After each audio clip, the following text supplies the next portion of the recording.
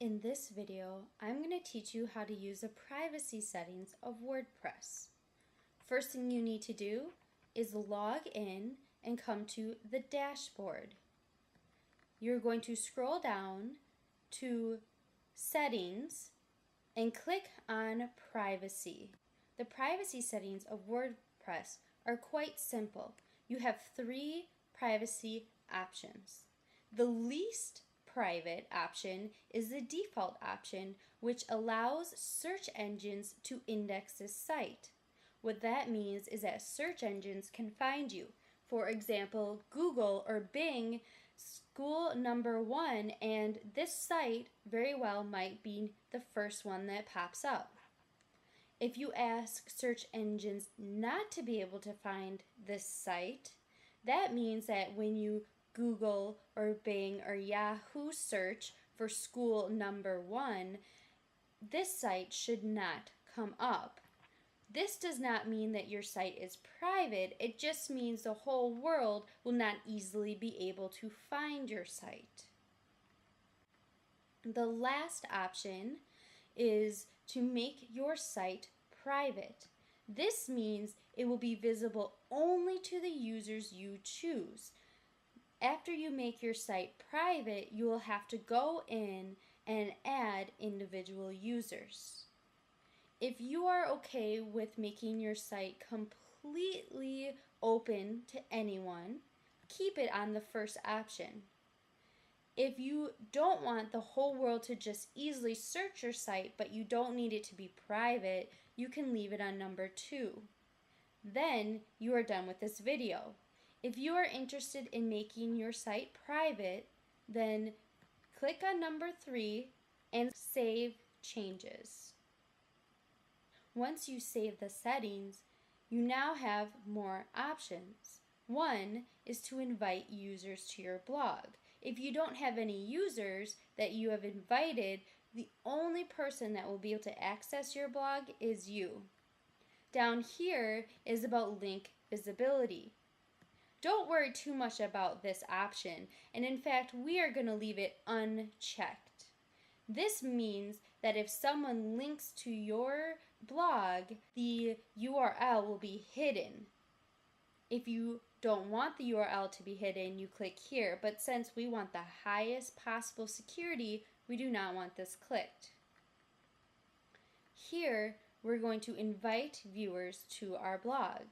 Another way to invite someone to your blog is to go to users. Here you can see all users and you can also invite new users.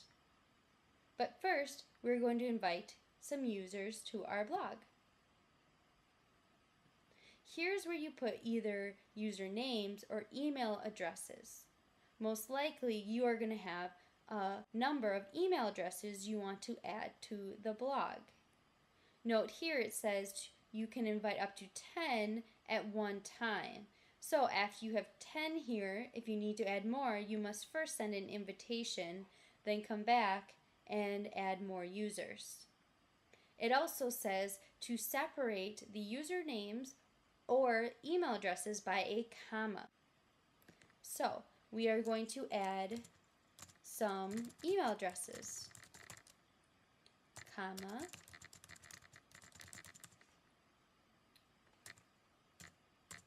once you have your email addresses put in here, we're going to go down and decide what role those people will have.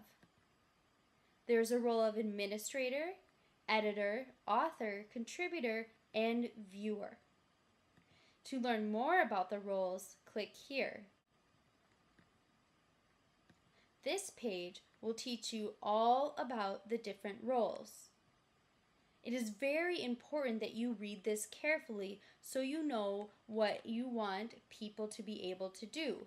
Although you can change someone's role if they are going to be viewing it and nothing else, for example, maybe a parent or other teachers, then you can keep them as a viewer. If they're going to be administrator, maybe you have a second teacher that you want to have full access to do whatever they want with their blog. you can add them as an administrator. Here it recommends that there's only one administrator, but if you and another teacher are doing this blog together, it's okay to have more than one. Notice, please, that you do not want to have students, for example, having administrator privileges. This person can do absolutely anything they want to the blog, including deleting the entire blog. An editor can view, edit, publish, and delete any posts or pages. They can pretty much do most of what the administrator can do. They just can't go behind the scenes and do things such as delete the blog.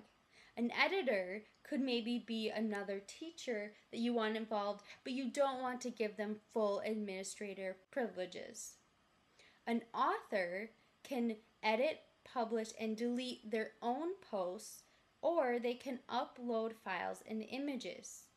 This might be an okay option for your class if you want all students to contribute to your blog on a regular basis. A contributor can edit their posts but cannot publish them.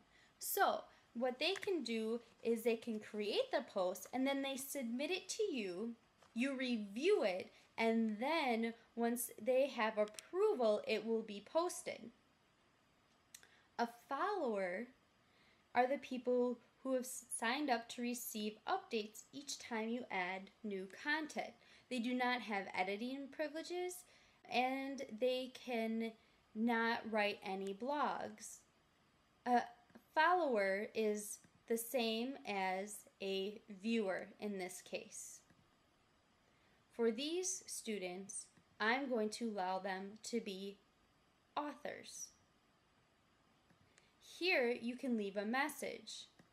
This will be a great place to leave a message if you're sending, for example, the invite to other teachers, administrators, or other parents.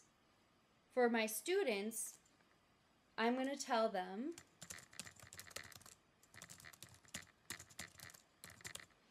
welcome to our class blog, and maybe you can add some details about joining the blog and what the responsibilities are. When you are ready, you can send the invitations out. Once the invitations are sent, if you go to all users, it says you are still the only user. Just because an invitation was sent doesn't mean that students are automatically signed up. You need to have them go into their email and accept the WordPress and create a login, which I will show you next.